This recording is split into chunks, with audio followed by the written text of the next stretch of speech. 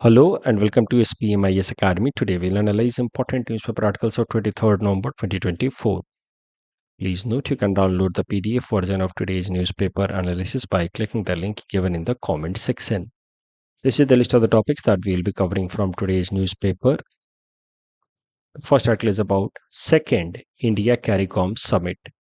This topic is important from our syllabus GS Paper 2 International Relations point of view. सबसे पहले समझते हैं CARICOM है क्या. So CARICOM stands for Caribbean Community. It's a regional organization created with the intention of promoting political and economic cooperation amongst the few member countries that are located in Caribbean Sea. तो Caribbean Sea के अंदर ज़्यादातर जो छोटे छोटे island countries हैं उन्होंने मिल करके आपस में ये रीजनल पॉलिटिकल इकोनॉमिक ग्रुपिंग बनाई है जिसका नाम है कैरिकॉम. पूरा नाम आप कह सकते हैं कैरिबियन कम्युनिटी. जिस तरीके से यूरोपियन यूनियन बनाया गया है उसी लाइन में आप कह सकते हैं European union also created with the intention of promoting political and economic cooperation amongst 27 European countries. वैसे ही आप कह सकते हैं कि Caribbean community has been created with the intention of promoting political and economic cooperation amongst overall 21 countries in and around Caribbean Sea. तो ये जो CARICOM है Caribbean community, it was created in 1973 as a result of Treaty of Chaguaramas. CARICOM के अंदर total 21 countries member हैं जिसमें से 15 are the core members जबकि 6 आर एसोसिएट मेंबर्स. ये ब्लू कलर से जो कंट्रीज दिखाए गए हैं जैसे Suriname, Guyana, these are core members, full membership है इनका. जबकि देयर आर 6 एसोसिएट मेंबर्स जो यहाँ ऐसे ऑब्जर्वर स्टेटस है इनके पास जो येलो कलर से यहाँ पे दिखाए हुए हैं. CARICOM का हेडक्वार्टर है इन जॉर्ज टाउन, गयाना. अब करंट न्यूज पे आते हैं. तो हमारे प्रधानमंत्री नरेंद्र मोदी जी ने सेकेंड इंडिया कैरिकॉम समिट में पार्टिसिपेट किया that was conducted in Guyana. और यहाँ पे हमारे प्रधानमंत्री जी ने भारत और कैरिकॉम देशों के बीच में जो रिलेशन है उसको डिफाइन किया विथ हेल्प ऑफ 7 पिलर्स. और वो 7 पिलर्स भी इसी एक्रोनिम में उन्होंने एक्सप्लेन किया, कैरिकॉम के ही एक्रोनिम में एक्सप्लेनिंग किया कि the 7 pillars between India and CARICOM are capacity building, C for capacity building. तो उन्होंने कहा कि भारत 1000 से भी ज़्यादा आईटी स्कॉलरशिप दे रहा है to support the CARICOM members. तो India has announced 1000 information technology scholarship in order to expand technology centers in CARICOM country members, ताकि CARICOM member countries को भारत IT सेक्टर में हैंड होल्डिंग सपोर्ट दे पाए. A stands for agriculture and food security. तो India will share its advancement in agricultural technology जैसे use of drones या promoting millet cultivation for helping CARICOM countries. उसके अलावा R for renewable energy and climate change. तो India ने CARICOM nations को invite किया है to join India led initiative for promoting renewable energy जैसे कि international solar alliance, coalition for disaster resilient infrastructure. ये सब प्रधानमंत्री नरेंद्र मोदी जी के इंटरनेशनल इनिशिएटिव्स हैं. इंटरनेशनल सोलर अलायंस के बारे में हमने कुछ दिनों पहले बात की थी. Coalition for disaster resilient infrastructure ये भी प्रधानमंत्री जी का ही इनिशिएटिव है जिसके अंतर्गत आइडिया प्रपोज किया उन्होंने कि क्यों ना ऐसा इंफ्रास्ट्रक्चर डेवलप किया जाए जो डिजास्टर के केस में भी, जैसे लैंडस्लाइड हो गया या अर्थक्वेक हो गया, उस केस में भी वो रिजिलियंट रहे जिस कारण से डैमेजेस कम से कम हो. तो इस आइडिया से गाइडेड होकर के उन्होंने ये international grouping coalition for disaster resilient infrastructure promote किया. मिशन लाइफ जहाँ पे सस्टेनेबल लाइफस्टाइल्स यानी कि एनवायरमेंट फ्रेंडली लाइफस्टाइल को प्रमोट किया जाता है अक्रॉस द वर्ल्ड. भारत में इसकी शुरुआत की प्रधानमंत्री नरेंद्र मोदी जी ने. Global biofuel alliance again initiative of India during its chairmanship of G20 last year 2023. तो ये हमने हाल फिलहाल में देखा ग्लोबल बायोफ्यूल अलायंस.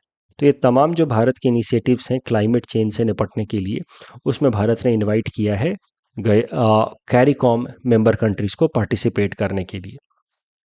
बाकी के 4 पिलर्स और देखेंगे उसके पहले एक प्रीलिम्स पर्सपेक्टिव से फैक्ट याद रखिए कि ये तो सेकेंड इंडिया CARICOM समिट था जो अभी कराया जा रहा है इन गयाना.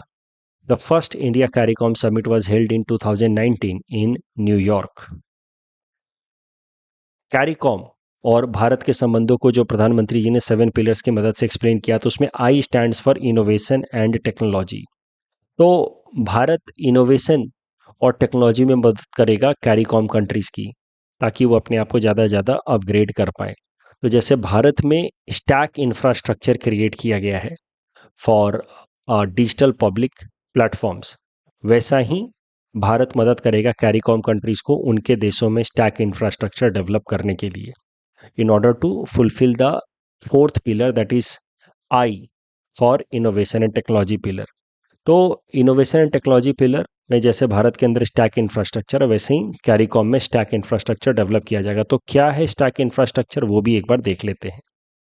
भारत के अंदर जो इंडिया स्टैक का कॉन्सेप्ट है, it stands for set of digital public goods. Digital public goods मतलब जो ओपन सॉफ्टवेयर्स होते हैं, ओपन ओपन मतलब publicly openly available to all. इस तरह के जो ओपन सोर्स सॉफ्टवेयर्स हैं, उनको कहा जाता है इंडिया स्टैक। यही भारत के डिजिटल पब्लिक गुड्स भी कहे जाते हैं, which help in creating a robust digital infrastructure in India. तो India stack includes platforms like Aadhaar, which is used for identification, KYC, ताकि आपके इंश्योरेंस या बैंकिंग में आइडेंटिफिकेशन में मदद आए। UPI डिजिटल पेमेंट में मदद आता है, इंस्टेंट डिजिटल पेमेंट में मदद आता है। E-साइन, डिजी लॉकर या DEPA, data empowerment and protection architecture. DEPA helps an individual to have control over their personal data. तो all such platforms created in India are collectively known as India stack, जो कहा जा सकता है कि भारत का set of digital public goods है, जो भारत के अंदर रोबस्ट डिजिटल इंफ्रास्ट्रक्चर डेवलप करने में वो हेल्प कर रहे हैं। और अब इसी तरीके का इंडिया स्टैक जैसा सिस्टम भारत CARICOM कंट्रीज़ में भी डेवलप करने की कोशिश करेगा, जिससे CARICOM कंट्रीज़ को वो इनोवेशन और टेक्नोलॉजी में सपोर्ट कर पाए। This C the fifth pillar between India and CARICOM, C stands for cricket and culture. प्रधानमंत्री जी ने प्रपोज किया है कि cricket should be used as a tool for women empowerment, और उसके लिए भारत ऑफर करेगा 11 scholarships to each CARICOM nations for women cricket coaching. तो भारत कोचिंग देगा 11 स्कॉलरशिप हर CARICOM देश से, ताकि विमेन को एम्पावर किया जा सके from CARICOM countries. Ocean economy, this O stands for ocean economy, जहाँ पे भारत और CARICOM कंट्रीज जो है मरीन रिसोर्सेज को सस्टेनेबल तरीके से एक्सट्रैक्ट करने की कोशिश करेंगे, चाहे वो फिशरीज हो जाए या फिर polymetallic nodules from the oceanic surface, उसको एक्सट्रैक्ट करने के लिए दोनों देश सस्टेनेबल तरीके से कोऑपरेट करेंगे। And then last M stands for medicine and health care, जिस कंपोनेंट के अंतर्गत भारत CARICOM कंट्रीज की मदद करेगा in order to have generic medicines. Generic medicines क्या होते हैं? जो ब्रांडेड महंगे मेडिसिन्स होते हैं, उन्हीं का आप कह सकते हैं composition with the same therapeutic efficiency but at a lesser cost. ऐसे medicine that are not protected under patent rights, उन सबको कहा जाता है जेनरिक मेडिसिन। तो भारत के अंदर जैसे जन औषधि केंद्र खोले गए हैं भारत सरकार द्वारा अंडर प्रधानमंत्री जन औषधि योजना, जहाँ पे आपको ब्रांडेड मेडिसिन का जेनरिक वर्जन दिया जाता है। वहाँ के जो सेल्समैन होते हैं या जो उनको कहा जाता है स्वास्थ्य के सिपाही, वो आपको बताते हैं कि क्या जेनरिक वर्जन हो सकता है फॉर द ब्रांडेड मेडिसिन जो आपके डॉक्टर ने आपको प्रिस्क्राइब किया है। तो जेनरिक मेडिसिन जो जन औषधि केंद्र में मिलता है, वही जेनरिक मेडिसिन अब CARICOM कंट्रीज को भी दिया जाएगा सपोर्ट के तौर पे इंडिया द्वारा, ताकि उनके मेडिसिन और हेल्थ केयर इंफ्रास्ट्रक्चर स्ट्रेंथन हो और अफोर्डेबल भी हो।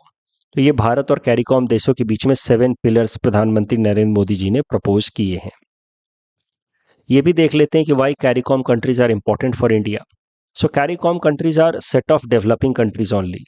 तो CARICOM देशों के साथ अगर भारत के संबंध अच्छे बनते हैं, तो भारत का जो लक्ष्य है ग्लोबल प्लेटफॉर्म पे ग्लोबल साउथ कंट्रीज का, ग्लोबल साउथ मतलब जो डेवलपिंग कंट्रीज है उनका लीडर बनने का, वो लक्ष्य पूरा होता है जब हम CARICOM कंट्रीज के साथ बेहतर संबंध बनाते हैं। तो साउथ साउथ कोऑपरेशन, सरल भाषा में आप कह सकते हैं। तो south south cooperation term stands for promoting cooperation amongst the developing countries. तो साउथ साउथ कोऑपरेशन लक्ष्य है भारत का कि साउथ साउथ कोऑपरेशन को प्रमोट किया जाए। इसीलिए तो भारत ने स्टार्ट किया था the initiative voice of global south.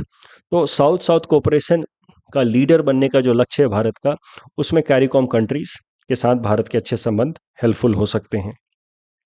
उसके अलावा कैरिकॉम कंट्रीज और भारत के कई सारे कॉमन कंसर्न्स भी हैं, जैसे क्लाइमेट चेंज को लेकर के। You see most of the CARICOM countries are island countries, so they are most affected because of sea level rise. तो कैरिकॉम कंट्रीज को क्लाइमेट चेंज के कारण सबसे ज़्यादा अफेक्ट पड़ रहा है, और भारत भी एक ट्रॉपिकल कंट्री है, तो भारत के अंदर भी क्लाइमेट चेंज के कारण इरेटिक रेनफॉल और एग्रीकल्चर के ऊपर नेगेटिव इम्पैक्ट पड़ रहा है। तो इस कारण से क्लाइमेट चेंज एक कॉमन एरिया ऑफ इंटरेस्ट है between India and CARICOM countries. उसके अलावा both India and CARICOM nations are concerned about UNSC reforms, both want democratic transition in the UNSC, जहाँ पे और भी देशों को इंक्लूड किया जाए। तो this is the common concern between India and CARICOM that makes CARICOM important for India. तीसरा, इंडियन डायस्पोरा के लोग कैरिकॉम देशों में रहते हैं कई सारे, तो इस कारण से इंडियन डायस्पोरा का इंटरेस्ट को प्रोटेक्ट करने के लिए भारत सरकार के लिए जरूरी है कि वो कैरिकॉम कंट्रीज के साथ बेहतर संबंध बना करके रखें। इस टॉपिक का डिस्कशन पे के बेसिस पे ये प्रीलिम्स प्रैक्टिस क्वेश्चन हमने आपको दे रखा है। Please attempt this question and submit the answer in the comment section. The next article is about Global Alliance Against Hunger and Poverty. This topic is important from our syllabus GS Paper 2 International Initiatives point of view. तो G20 leader summit जो चल रही है इन Rio de Janeiro Brazil, वहाँ पे G20 countries ने मिल करके officially launch किया है एक प्लेटफॉर्म जिसका नाम है global alliance against hunger and poverty. ये प्लेटफॉर्म G20 कंट्रीज ने मिलकर के प्रमोट किया है, और इस प्लेटफॉर्म की मदद से दुनिया भर में स्पेशली G20 मेंबर कंट्रीज के अंदर हंगर एंड पॉवर्टी के प्रॉब्लम को एड्रेस करने की कोशिश की जाएगी। तो इस प्लेटफॉर्म की मदद से होगा क्या कि अगर कोई भी देश हंगर या पॉवर्टी से स्ट्रगल कर रहा है तो वो दूसरे कंट्री से यहाँ पे सपोर्ट मांग सकता है। So a member country can expect a member country who is in need of assistance towards eradication of hunger and poverty will get support from other member countries with help of this platform. तो सरल बात भाषा में कहें तो global alliance against hunger and poverty एक platform है, platform जो G20 कंट्रीज ने मिलकर के बनाया है, जिसकी मदद से अगर G20 कंट्री का कोई भी देश पॉवर्टी और हंगर से निपटने चाहता है तो वो दूसरे G20 मेंबर कंट्रीज की मदद मांग सकता है। तो it will total consist of 81 countries including India. It will not, the platform will not just remain limited to G20, but it will be open for other countries also, and जहाँ पे एक member country बाकी member country से मदद मांग सकते हैं in order to deal with the problem of hunger and poverty. Total 81 countries हैं, 26 इंटरनेशनल ऑर्गेनाइजेशंस हैं, 31 फिलियंथ्रोपिक फाउंडेशंस हैं, some NGOs are also part of this global alliance against hunger and poverty. तो ये जो global alliance against hunger and poverty शुरू किया गया है on G20 platform, it is in line with attainment of SDG goal number 1 and 2। SDG जो United nation member countries ने, United nation के 193 मेंबर कंट्रीज ने खुद के लिए जो लक्ष्य तय किए हैं, 17 लक्ष्य, जिनको कहा जाता है sustainable development goal, that has to be attend from 2015 to 2013। 15 सालों में 17 लक्ष्य अपने लिए जो तय किए हैं यूनाइटेड नेशन के मेंबर कंट्रीज ने, इनको कलेक्टिवली कहा जाता है SDG, सस्टेनेबल डेवलपमेंट गोल्स। तो इन 17 SDGs में से जो पहला और दूसरा SDG है वो है no poverty and no hunger by the year 2030। तो आप कह सकते हैं कि ये जो प्लेटफॉर्म स्टार्ट किया गया है at the G20 level, global alliance against hunger and poverty, it will aim at addressing और attaining the SDG number 1 and 2, no poverty and no hunger. How this alliance will work? तो जैसा कि मैंने आपको कहा, any member country can access the proven best practices from other member countries. तो एक member country दूसरे से टेक्निकल एक्सपर्टीज या फाइनेंशियल सपोर्ट मांग सकता है। ताकि वो अपने देश में हंगर और पॉवर्टी को एड्रेस कर पाए। 6 अलग अलग एरियाज को आइडेंटिफाई किए गए हैं हंगर और पॉवर्टी से डील करने के लिए, और उन 6 एरियाज को फास्ट तरीके से अटेन करने की कोशिश की जाएगी बाय 2030। इसीलिए इस global alliance against hunger and poverty में जो 6 अलग एरियाज आइडेंटिफाई किए गए जिनको टारगेट ओरिएंटेड तरीके से अटेन करने की कोशिश की जाएगी, उनको नाम दिया गया है 6 स्प्रिंट्स 2030। ध्यान देने वाली बात यह है कि global alliance against hunger and poverty does not have any exclusive fund for itself so far. कोई इसके लिए अलग से सेपरेट फंड अभी तक नहीं बनाया गया है। तो global alliance against hunger and poverty prelims perspective से याद रखना है, G20 प्लेटफॉर्म पे मेंबर कंट्रीज ने इसको बनाया है। It will have currently 81 countries, 26 international organisations. इस प्लेटफॉर्म की मदद से मेंबर कंट्रीज दूसरों की मदद कर सकते हैं, टेक्निकल एक्सपर्टीज या फंडिंग सपोर्ट दे सकते हैं in order to deal with hunger and poverty, which is SDG number 1 and 2। इतना याद रखना है प्रीलिम्स पर्सपेक्टिव से, और उस बेसिस पे ये प्रैक्टिस क्वेश्चन हमने आपको दे रखा है। Please attempt this question and submit the answer in the comment section. The next article is about Guru Ghasidas Tamor Pingla tiger reserve. This topic is important from our syllabus GS paper 3 environment point of view. तो Guru Ghasidas Tamor Pingla tiger reserve in Chhattisgarh has been now declared 56th tiger reserve of India, which is the latest tiger reserve. तो भारत में total 56 tiger reserve हो गए हैं, and Guru Ghasidas Tamor Pingla is the latest one to be declared as tiger reserve. Chhattisgarh के अंदर it is going to be the 4th tiger reserve. Area wise इसका total area है 2829 square kilometre, which makes it 3rd largest tiger reserve in India.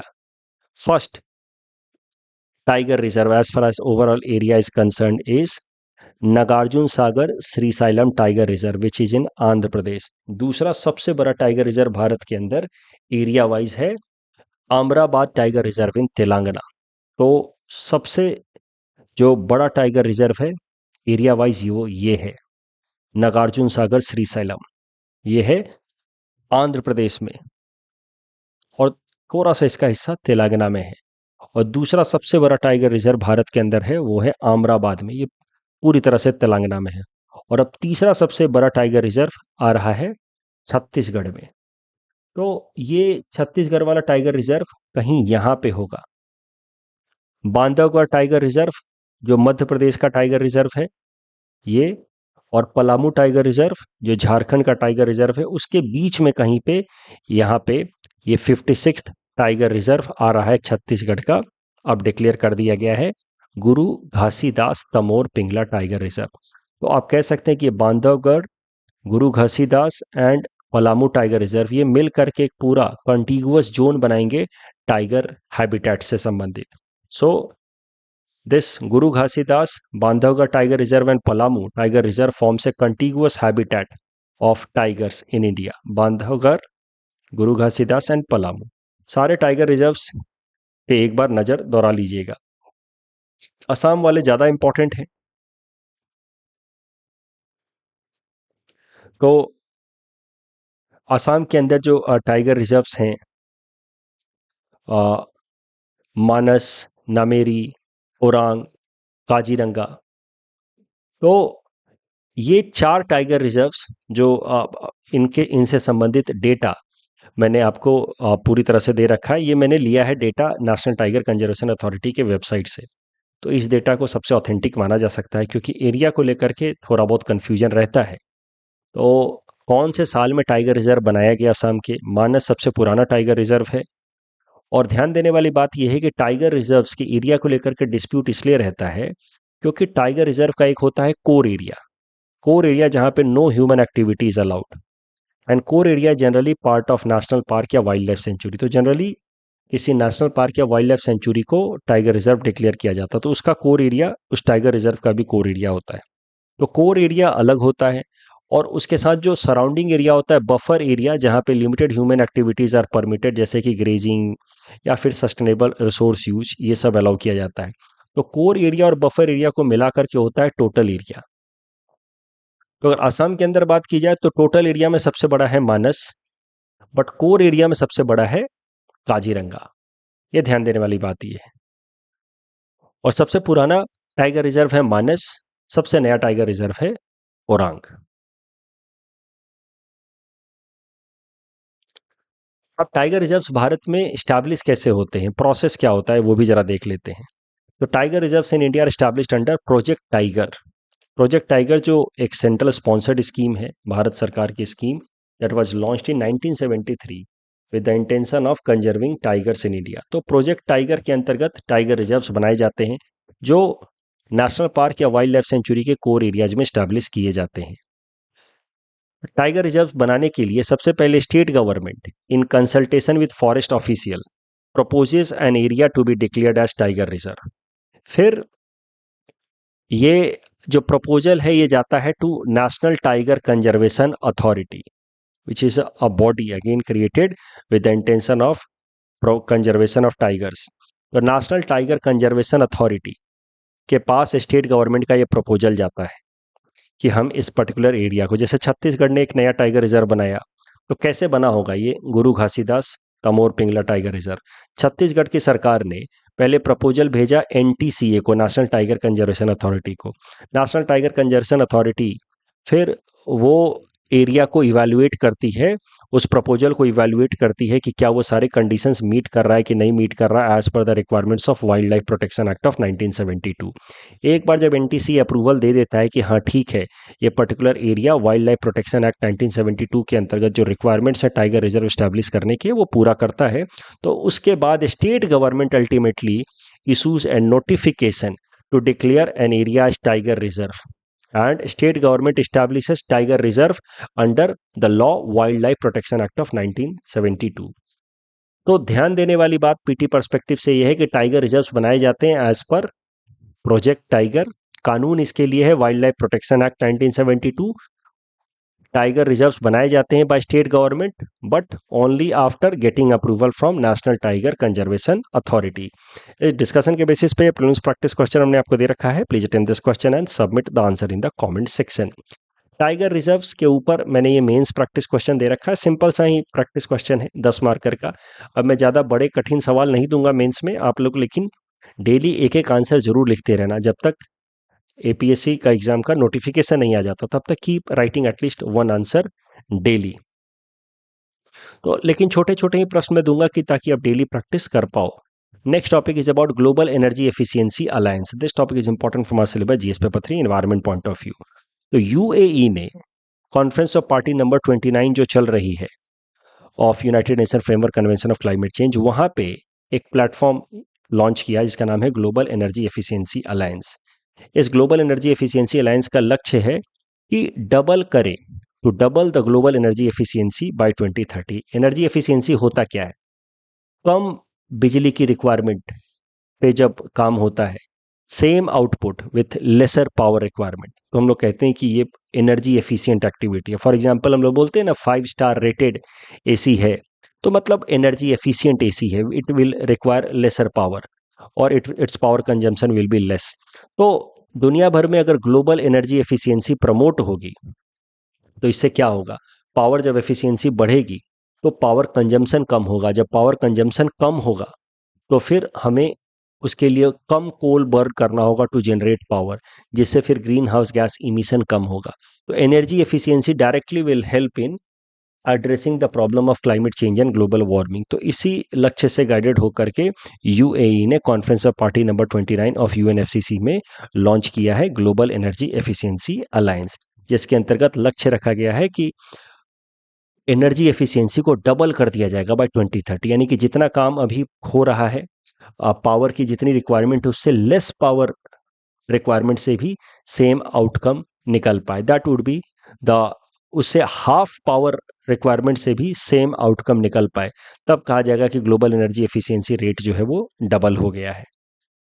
तो this platform global energy efficiency alliance will also encourage strategic public private partnership, PPP को भी promote करेगा in order to promote energy efficiency. ये जो idea है global energy efficiency alliance का, इसको UAE ने प्रपोज किया था last year he, conference of party number 28 में ही। अब इस बार उसको फाइनली इसने लॉन्च कर दिया है। ध्यान रहे, this global energy efficiency alliance will mainly emphasise on supporting African nations, क्योंकि वहां पे एनर्जी एफिशिएंसी काफी खराब है। इस टॉपिक डिस्कशन के बेसिस पे सिंपल सा प्रीलिम्स प्रैक्टिस क्वेश्चन हमने आपको दिया है। Please attempt this question and submit the answer in the comment section. International criminal court से संबंधित जो मैंने आपको प्रश्न दिया था, पहला और तीसरा स्टेटमेंट गलत है। ICC is not a principal organ and India is not a member of ICC. UNICEF it is not a specialised agency of UN and solely के कारण this statement is wrong. So both statements are wrong. सवाल पूछा है which is not correct, both of them are not correct. यहाँ पे तो पहला statement सही है बट सीधा सीधा, but no country got rank 1, first 3 rank खाली रहते हैं सीसीपीआई में, इसलिए दूसरा स्टेटमेंट गलत हो गया। फाल्कन, अमूर फाल्कन से संबंधित Nagaland host one of the largest congregation, that is right. Amur falcon migrate from to Nagaland from Siberia and East Asia, that is also true, but that has completely eradicated. Completely eradication कैसे ही हो सकता है? Extreme statement है, that is why it is wrong. And the title reflects year-round presence of Amur falcon in Nagaland. No, Amur falcons are not year-round present in Nagaland. वो एक particular season में ही आते हैं, अक्टूबर नवंबर के महीने में आते हैं, that is why fourth statement is also wrong. और यहाँ पे तो सीधा सीधा जवाब होगा Darrang district. That's all from our side for today. Thanks for watching.